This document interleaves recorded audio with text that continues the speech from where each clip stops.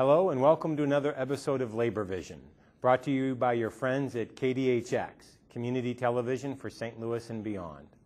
I'm your host, John Hickey, and scientists today agree that greenhouse gas emissions are causing dangerous climate change. Today's episode focuses on, can local governments do anything to help address climate change and greenhouse gas emission issues? And we've got three guests to help us answer that question. Let me introduce them to you. First, Justin Carney from the St. Louis County Planning Department. Thanks for being with us. Thank you.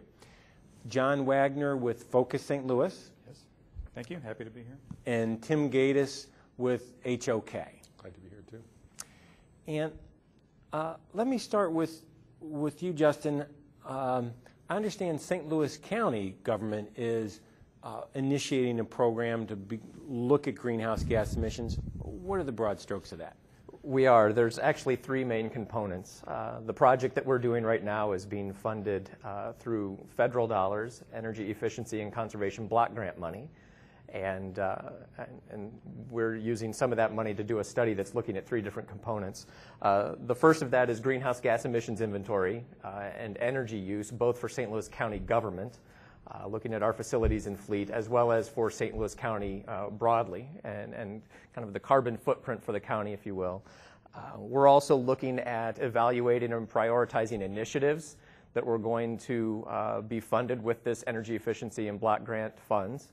And we're also looking and taking this opportunity to look at the broader framework and look at developing a policy framework for St. Louis County government and for St. Louis County to help us get the most bang for these dollars.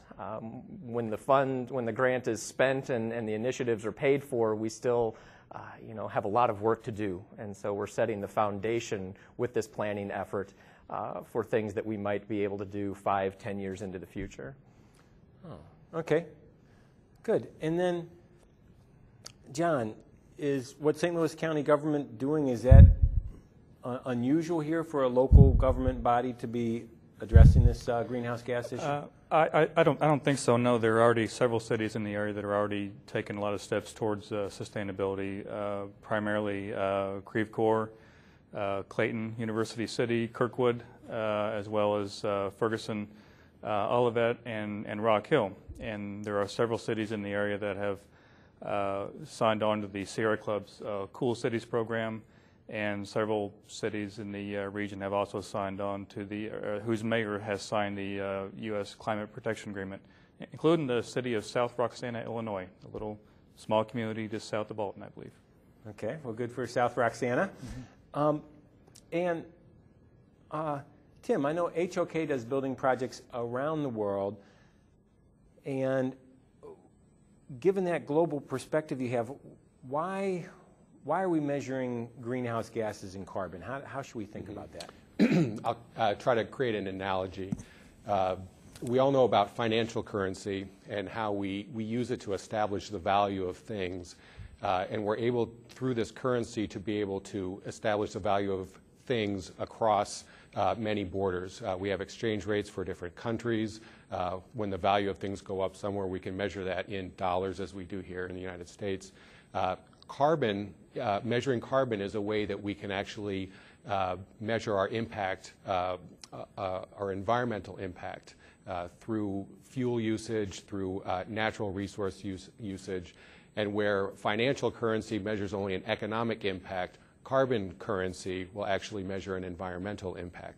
So that actually helps us establish a perspective on the design of the built environment, the impact of what we do with our roads, our buildings, our land use planning, and whatnot, and really see that in the context of the value to our planet.